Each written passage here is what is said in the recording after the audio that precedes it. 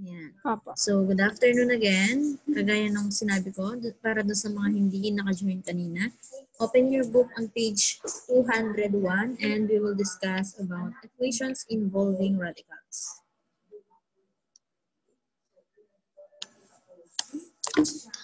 Ayan.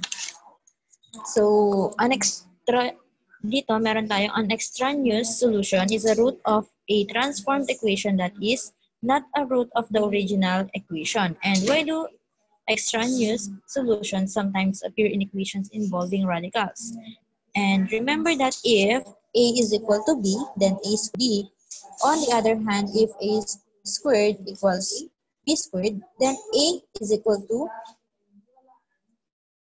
natin yun. And yung pag-substitute then to check if our answer is correct. So, wait lang. Ngayon pa lang sila nagsisi-join.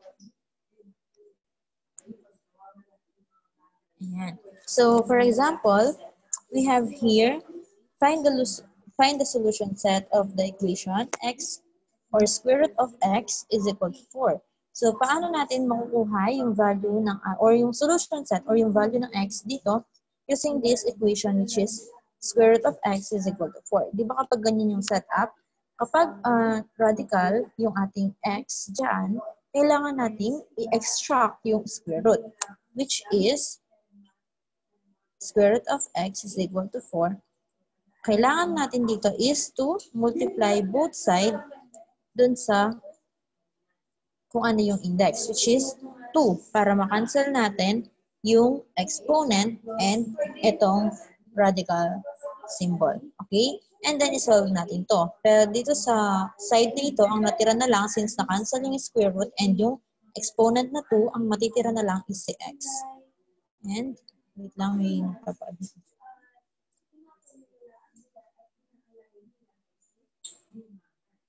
Ayan. And, to solve this one, 4 squared, or simply 4 times 4, that is 16. So, ibig sabihin, ang answer dito or yung solution set natin is 16.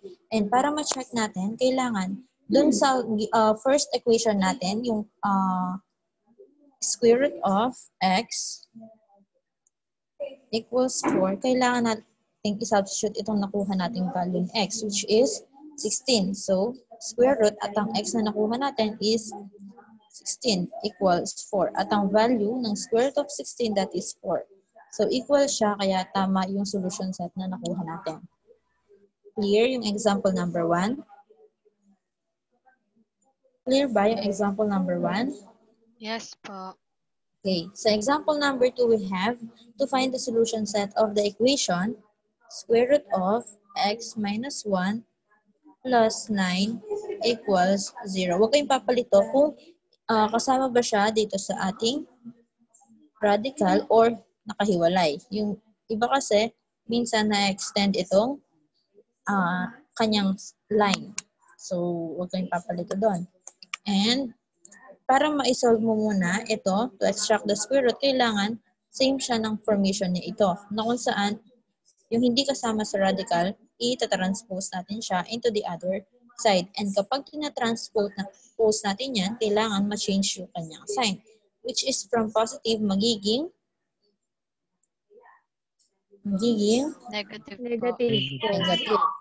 So, copy square root x minus 1 equals yung negative 9. And pwede na natin siyang i-extract ngayon. So, ang index natin ay 2. So, makakancel ang exponent and then yung radical sign. And ang natira dito is x minus 1. And to solve negative 9 squared or negative 9 times negative 9, that is positive 81. And to get the value of x, itong natitira dito is transpose again into the other side. And from negative 1, magiging positive 1. So 81, magiging positive 1. So 81 plus 1, that is equal to 82. Naintindihan yung 82?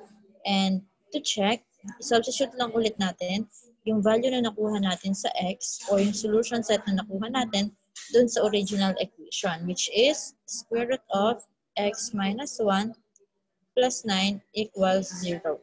So, tandaan kapag nagsasubstitute tayo, pag nag-check tayo, mag-proceed tayo dun sa original equation. And dito, square root of x, ang nakuha nating value ng x is 82 minus 1 plus 9 equals 0. And square root of 82 minus 1, that is 81 plus 9 equals 0. And square root of, dito, 81. So, ang value niya is, or square root of 81, ang value niya is 9 plus 9. So, 9 plus 9 is 18.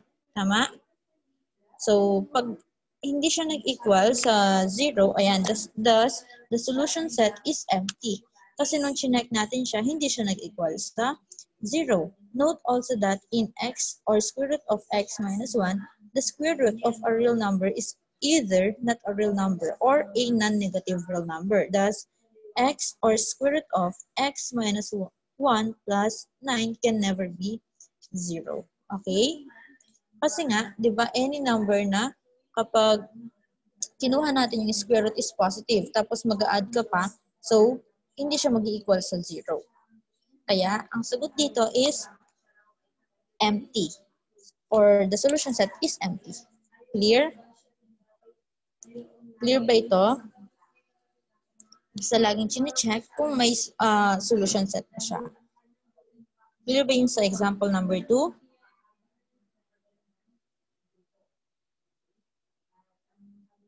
Oh, walang sumasagot. Okay. So, next, mag-proceed tayo sa third example. Dito, ang kailangan natin kuhanan ng solution set is square root of 3x minus 1 minus 5 equals 0. So, kung papansinin nyo dito, kapag kinuha natin yung value nito, di ba positive? Tapos, i-minus natin siya. So, may possibility na mag-equal yan sa 0. So, to solve, kailangan ang matira lang dito sa side na to is yung radical. Tapos, yung hindi radical is ita-transpose natin siya. So, ang matitira dito sa left side, we have 3x or square root of 3x minus 1. And then, yung negative 5, transpose natin siya, magiging positive 5. And to extract the square root, yung index which is 2, multiply both sides. And, makakancel niyan itong ating exponent and radical sign. So, ang natira dito is 3x minus 1. And this one, 5 squared or 5 times 5, that is 25. And 3x, dapat matira lang dito yung may x. So, meron siyang kasama, ililipat natin siya. So, 3x equals 25. From negative 1, magiging positive 1. And 3x equals 25 plus 1, that is 26. Tapos, para makuha natin yung value ni x, since may kasama siyang 3, we need to divide both by 3. So, natira na lang si x, and 26 divided by 3, that is the solution set. And para ma-check natin, ang kailangan lang natin is to substitute. So, ang original equation natin is ito. We have square root of 3x minus 1 minus 5 equals 0. So, i-substitute lang natin itong nakuha nating value ni x, which is 26 over 3. So, square root of 3 times 26 over 3 minus 1 minus 5 equals 0.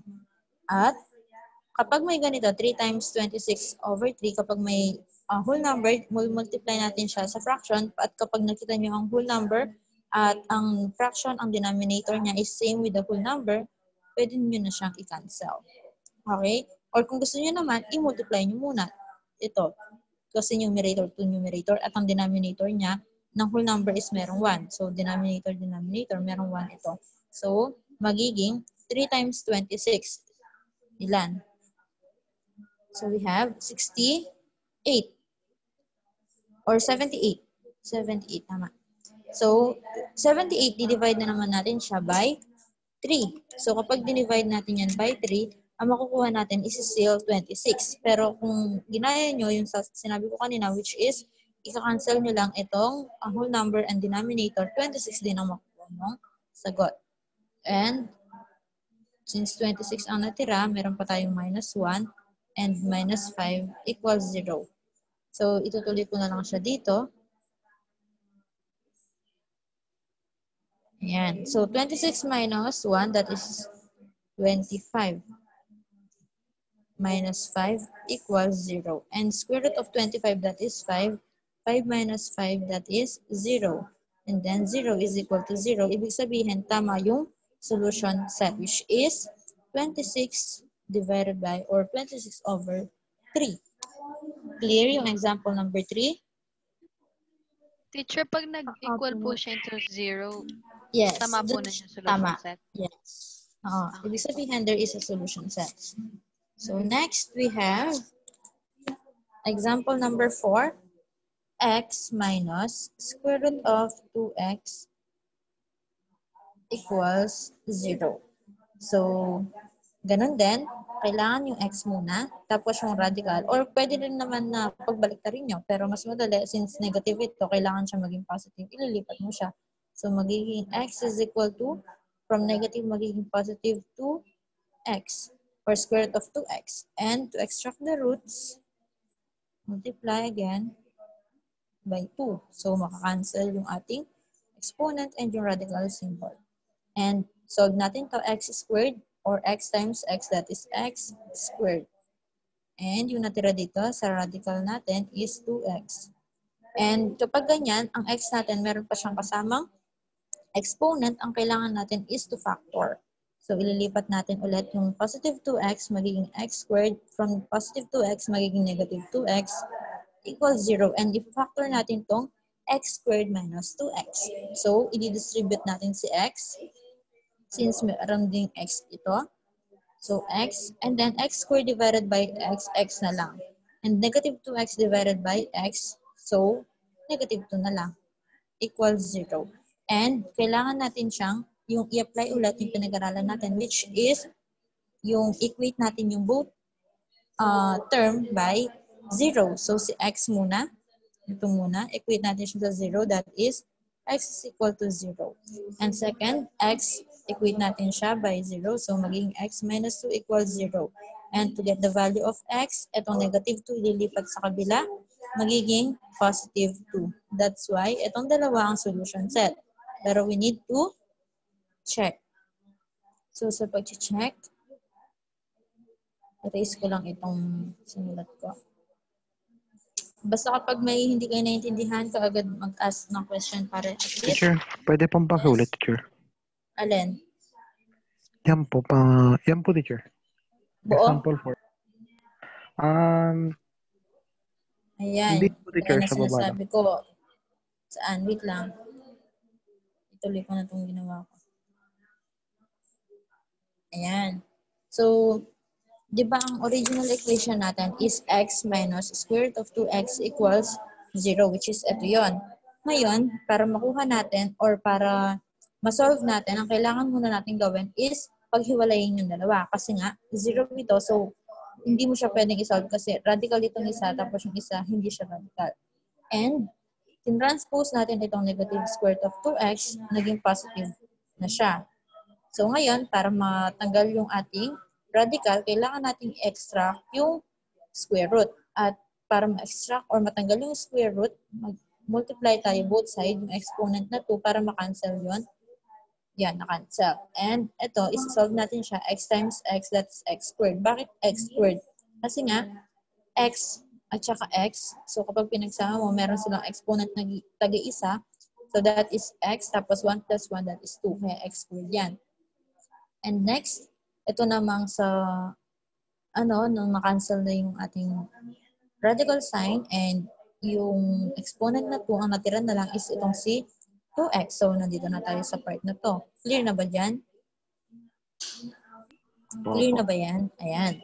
And next, para makuha natin, since meron tayong exponent dito na 2, para ma-factor natin siya, kailangan natin pagsamahin yung dalawa kasi i-factor natin siya. So, nilipat lang natin si positive 2x, naging negative 2x na siya. And meron tayo ngayon x squared minus 2x equals 0. So, since pareho silang may x, kailangan natin i-distribute si x. So, paano natin siya i-distribute? Ito, ilalabas mo si x, tapos, itong first na ito, which is x squared, i-divide mo siya sa x. At kapag nag-divide ka ng x, from x or dalawang x, tapos magtatanggal ka ng isang x, so, or i-divide mo siya ng tag-iisa, magkakaroon ka ng isa lang na x. And, dito naman, negative 2x, mag-divide ka na naman ng x, meron ka lang dalawa. Parang ano lang yan, tignan mo. X squared divided by x. Di ba automatic meron itong exponent na 1? So, ang mangyayari, 2 minus 1. Kaya 1 na lang ang natira. Or wag na natin isulat yung exponent na 1, okay lang din. Tapos, next yung sa negative 2x divided by x. So, since ika-cancel yan, kasi nga x divided by x, that is 1. And negative 2 times 1 still negative 2. So, nandito na tayo sa part na to. Naintindihan mo yung part na to? Opo. Ayan. Ngayon, since meron na tayong x times x minus 2 equals 0, pwede na natin siyang but eraser yung ginamit ko. Pwede na natin siyang i-equate into zeros para makuha natin yung dalawang solution set. So, since ito ang una, x, and equate natin siya sa 0, that is x equals 0. And itong pangalawa, we have x minus 2 equals 0. So, ito yon, x minus 2 equals 0. And para makuha natin yung value ni x, si negative 2, ililipat natin siya para matira na lang dito sa left side si x. And negative 2, pag nilipat mo siya, magiging positive 2. Kaya, x is equal to positive 2. So, itong dalawa niya ng ating solution set. Pero kailangan pa natin siyang i-check. Clear? Clear na? Opo. Okay, so sa checking, tandaan nyo, yung solution set na nakuha natin is positive 0 and positive 2. And to check, ang original equation natin is x minus square root of 2x equals 0. Ayan, ito yung original equation natin. And dun muna tayo sa, di ba, dalawa yon, x is equal to 0 and x is equal to 2. Dun muna tayo sa 0. So, lahat na makikita mong x dito, papalitan mo ng 0. And, magiging 0 minus square root of 2 times 0 equals 0. And 0 minus square root of 2 times 0, that is 0, equals 0. And 0 minus the square root of 0, that is 0, equals 0. 0 minus 0, that is 0, equals 0. So, kapag nag-equal siya, okay ang solution set, which is 0. Okay? Next, let's proceed. Kapag 2 naman, magiging, palitan mo ito. So, ang x mo is 2 minus square root of 2 at ang x mo ay 2 again equals 0. So, 2 minus square root of 2 times 2, that is 4, equals 0. And 2 minus ang square root of 4, that is 2, minus, equals 0. So, 2 minus 2, that is 0, equals 0. So, nag-equal ulit siya, kaya another solution set is 2. So, dalawang solution sets, we have 0 and 2. Clear? Teacher, Opo. sa ano po ba, kailangan makuha talaga 0? Yes. Kailangan ma-equal siya. Kasi equal to 0 ito. So, kailangan natin ma-prove na equal to 0 nga yung equation na yan. Okay? Okay na. Okay. So, next we have example number 5. Ang solution or ang ano natin dito, equation natin dito is 2x plus 1 minus square root of 16 minus 3x, right? 3x equals 0. So, ganun din. Kailangan, kung ano yung mga magkakasama, sila lang. So, sa isang side, dapat isa lang. Kung may radical symbol, matitira yung may radical symbol. Kung wala, magkakasama yung mga wala. So, dito, 2x tsaka 1, din yung magkakasama. At itong negative square root of 16 minus 3x, syempre, lilipat natin siya kasi radical siya. So, matitira dito sa left side, we have 2x plus 1. At itong negative square root of 16 minus 3x, magiging positive na siya. Square root of 16 minus 3x. And, para matanggal yung ating radical sign, anong gagawin natin? Extract yung square root, which is i-multiply by the exponent 2. Or square natin siya. Yan. So, makakancel yun, yung radical sign and yung exponent na 2. Pero dito sa kabila, ang kailangan natin gawin dyan since may operation na siya in between. So, meron tayong dalawang 2x plus 1. Pinaghiwalay ko lang siya and solve natin siya using FOIL method para at least maintindihan nyo kung paano nakuha yung 4x squared plus 4x plus 1. Okay? So, iniwalay ko lang ito, yung exponent na 2. So, ibig sabihin kasi ng exponent na 2, dalawa daw na ganito. So, ayan yung ginawa ko, dalawang ganyan. And FOIL method, we have first term, 2x times 2x, that is 4x squared. Paano nakuha yun? Yung mga numbers muna, 2 times 2, that is 4. And x times x, that is x squared. Kasi may exponent na tagi-isa, so a-add natin yan kapag multiplication. So, magiging 1 plus 1, that is 2. Tandaan sa variables, kapag minimultiply natin yan, ang magiging exponent mo is addition. Okay? And next, we have outer. 2x times 1, that is 2x. Kasi isang 2x, automatic 2x. And ganun din dito, 1 times 2x, that is 2x. And we have the last term, 1 times 1, that is 1. So, combining like terms, pagsamahin mo lang yung magkapareho ito. So, walang magkapareho na may exponent na 2. Pero itong dalawa, magkapareho sila na may variable ng x. So, pag-add natin yan. We have 4x squared plus 2x plus 2x, that is 4x plus 1. So, ito niyan, yung sagot dito pa lang. Okay? So, erase ko muna. So, pinakita ko lang sa inyo kung paano nakuha yung 4x squared plus 4x plus 1. So, ito-copy ko lang siya. 4x squared plus 4x plus 1. And, ngayon, since ito, ang natira dito, nung na-cancel yung ating square root and yung exponent na to, ang natira is 16 minus 3x. So, meron na tayong 4x squared plus 4x plus 1 equals 16 minus 3x. So, since pare-pareho silang hindi radical, pwede na natin silang pagsamahin sa isang side. So, lahat niyan ito, i-transpose. So, magiging 4x squared plus 4x plus 1. Si positive 16, nilipat mo naging negative 16. Si negative 3x, nilipat mo magiging positive 3x equals 0. So ngayon, pagsamahin mo yung mga magkakapareho. Like, for example, itong 4x, may kamukha siyang may x. Yun, 3x.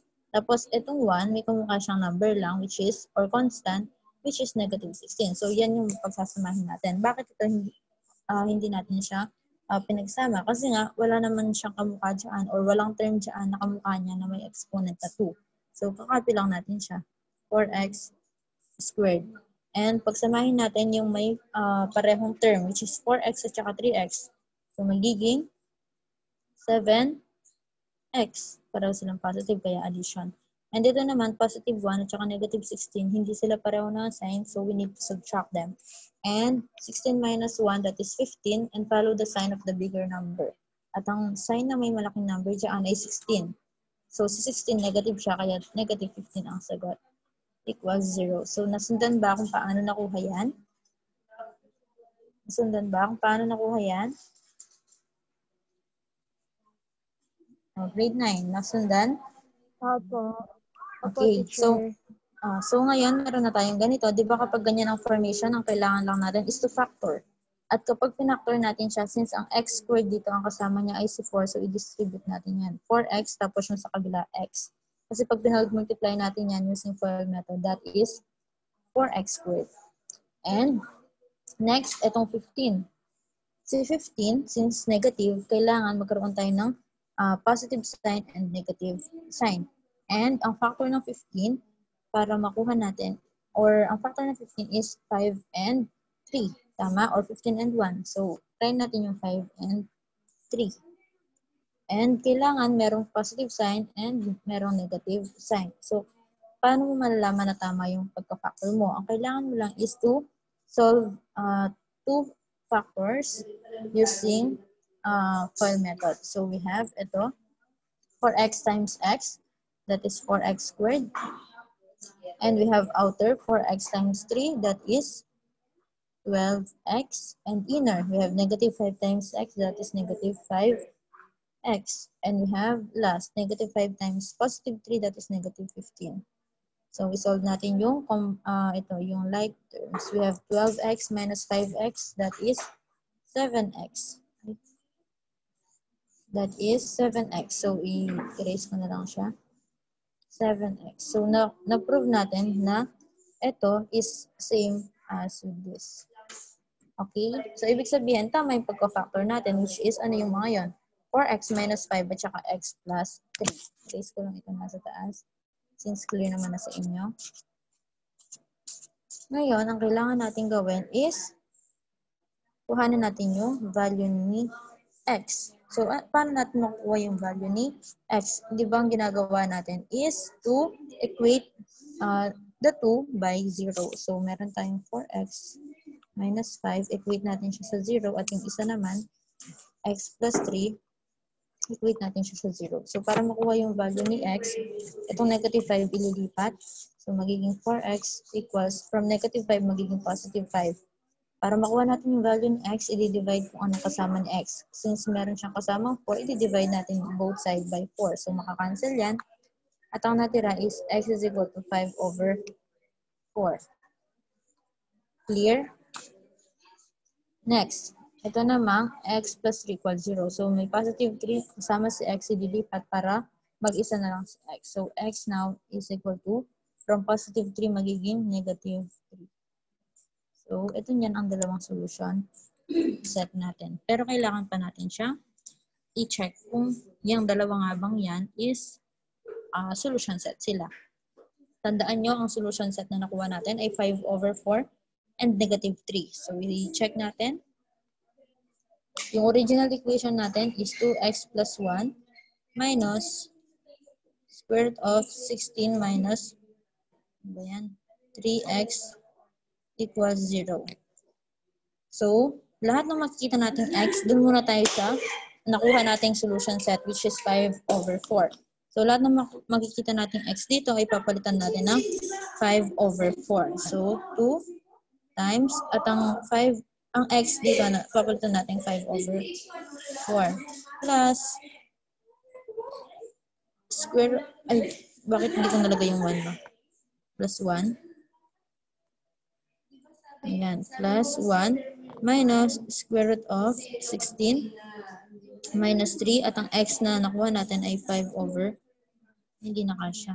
I-rewrite ko na lang siya. I-rewrite ko kasi hindi siya kasya. So, 2, tapos yung multiply natin siya sa nakuha natin, which is 5 over 4, plus 1 minus square root of 16 minus 3 times nakuha natin solution, which is 5 over 4 equals 0. So, medyo siya, challenging kasi nga na nakuha nating sagot is fraction. So, dito kagaya na sinabi ko sa inyo kanina, multiply natin ang whole number sa fraction. Pwedeng gawing fraction din itong whole number, which is to put denominator, which is 1. So, multiply numerator times numerator. We have 2 times 5, that is 10. And denominator times denominator, 1 times 4, that is 4. Plus 1 minus square root of 16. At ito, negative 3, meron siyang denominator na 1. I-times natin numerator times numerator. Negative 3 times 5, that is negative 15. And yung ating denominator, which is 1 times 4, that is 4, equals 0. Papansinin nyo bakit iba yung sa akin dun sa book. Kasi ang ginawa niya is, minus niya muna itong 16 minus 3,000, tsaka niya multiply. And next, we have 10 divided by 4 plus 1. So, kapag ganyan, itong 10 divided by 4, pwede pa siyang i-simplify. So, to simplify, divisible ang 10 at saka 4 sa 2. So, 10 divided by 2, that is 5. And 4 divided by 2, that is 2. And then add 1 minus, ang sagot dito, since meron na naman tayong whole number, i-minus natin siya dun sa denominator na 4. Ito yung lalabas, yung 64 minus 15. Dito pa lang siya. So, shortcut kasi yung sa book. So, ang common denominator nila is 4. Since ang denominator lang meron dyan sa fraction is 4. And 4, since ang 16 ay may denominator na 1, para ma-solve natin yan, 4 divided by 1, that is 4. Times 16, that is 64. Ayan. And minus 4 divided by, dito naman sa denominator ng 15 over 4. 4 divided by 4, that is 1. Times negative 15, that is 15. Equals 0. And then, isolve natin yung sa radical. We have 64 minus 15, that is ilan? 49. 49 divided by 4. And since ang 49 and 4, meron silang value ng square root. So, magiging, ang value ng square root of 49, that is 7. At ang value ng square root of 4, that is 2, equals 0. So, dito hindi pa tayo tapos. I-erase ko muna ito. Wait nga lang. Ayan, kala ko namatay na.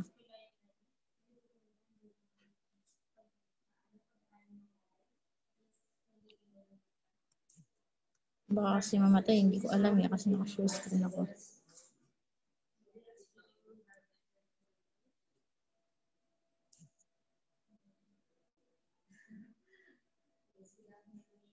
Ayan. So, dito niyan, since meron tayong 5, ito, isa-solve natin to. 5 over 2 plus 1. Kapag mag-solve tayo ng fraction, mag-add tayo ng whole number, i-multiply lang natin. So, di ba magiging 1 plus 5 halves, magiging 1 and 5 halves. So, mixed number siya para maging improper. So, i-multiply natin itong denominator sa whole number. So, 2 times 1, that is 2. Tapos, i-add natin siya sa numerator. 2 times 5, or 2 plus 5, that is 7. And copy the denominator, which is 2. So, same na sila. And 7 over 2 minus 7 over 2, that is equal to